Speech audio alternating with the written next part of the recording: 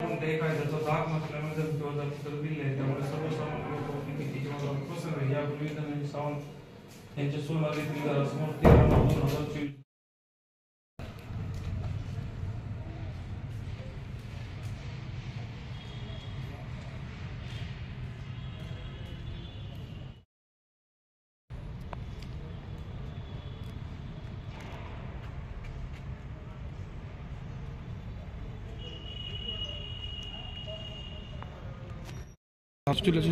त्यानंतर आता हा चिठ्ठीचं प्रकरण आहे, ज्यावर गोळीबार झाला होता, काय सांगाल? काय नाही, काल जो प्रकार घडलेला आहे, माननीय आरोग्यमंत्री माननीय तानाजीराव सावंत साहेब जे ह्या महाराष्ट्र राज्याचे माजी आरोग्यमंत्री म्हणून त्यांनी या जिल्ह्याचे पालकमंत्री म्हणून काम केलं। या परिस्थितीमध्ये त्यांचे जे पुतणे आहेत केशव सावंत साहेब असतील आणि धनंजय सावंत साहेब असतील, यांना काल ट्रॅक्टरच्या ड्रायव्हर मार्फत एक चिठ्ठी पाठवण्यात आली आणि ती चिठ्ठी एका मोटरसायकलवरती 2 व्यक्ती होती, त्यांनी तोंडाला झाकून ती चिठ्ठी पाठवली गेली आणि त्याच्यामध्ये अशा पद्धतीची धमकी दिलेली आहे की त्याच्यामध्ये आम्ही तुम्हाला जे मसाजोगचं प्रकरण झालेलं आहे सरपंचाचं, त्या पद्धतीची हालत आम्ही तुमची त्या ठिकाणी करू।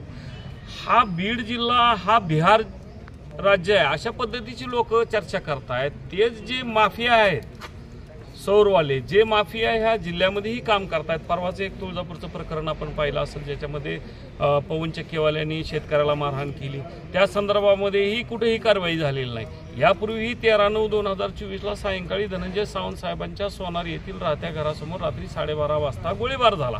त्यातलीही आरोपी DSP कडे तपास असताना त्या ठिकाणी झालेला नाही, एकही आरोपी त्याच्यामध्ये अटक नाही।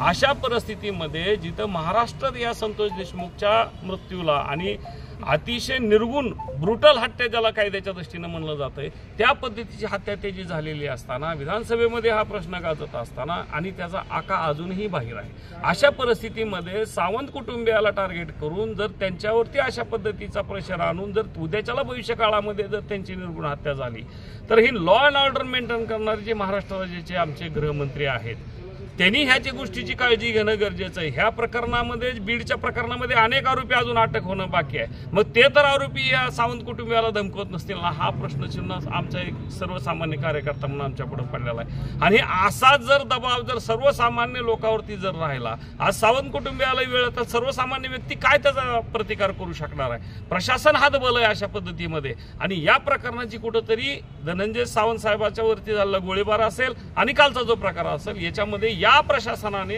जिल्ह्यातील पोलीस अधिकाऱ्यांनी कुठलीही कारवाई केलेली नाही, नाटही केलं नाही। त्यामुळे आमची अशी मुख्यमंत्र्यांना मागणी आहे की या प्रकरणाची चौकशी SIT मार्फत करावी, ज्याच्या माध्यमातून जे माफिया आहेत, ज्याच्या माध्यमातून दहशत निर्माण करतायत, त्यांच्यासह त्याच्या पाठीमागचे आका सुद्धा या प्रकरणामध्ये अटक करावी ही मागणी आमची माननीय मुख्यमंत्र्याला आम्ही जिल्हाधिकारी मार्फत केलेली आहे। आमची विनंती आहे की या मागणीचा तात्काळ मुख्यमंत्र्यांनी विचार करावा आणि तात्काळ कारवाई करावी। जर नाही कारवाई केली तर आम्ही निश्चितपणे या मागणीसाठी लोकशाही मार्गाने आंदोलन करणार। इथून पुढच्या काळामध्ये आम्ही निश्चितपणे असं आहे, जर तात्काळ कारवाई केली नाही तर आम्ही शिवसेना स्टाईलने आंदोलन करू यापुढे। आमच्या राज्याचे नेते माननीय तानाजीराव सावंत साहेब यांचे पुतणे धनंजय सावंत आणि केशव सावंत यांना पत्राद्वारे धमकी देऊन तुमचाही मस्साजोगसारखा संतोष देशमुख करण्यात येईल अशा प्रकारचं एक पत्र दिलेलं आहे। यापूर्वीही त्यांच्या घरासमोर एक गोळीबार झाला होता, तर ह्या घटना फार नाजूक आहेत। तर माझी प्रशासनाला विनंती की या बाबतीमध्ये आपण कुठलीही हायगाई न करता सखोल चौकशी करून जे कोणी आरोपी असतील त्या आरोपींना ताब्यात घेऊन कडक त्यांच्यावर कायदेशीर कारवाई करावी।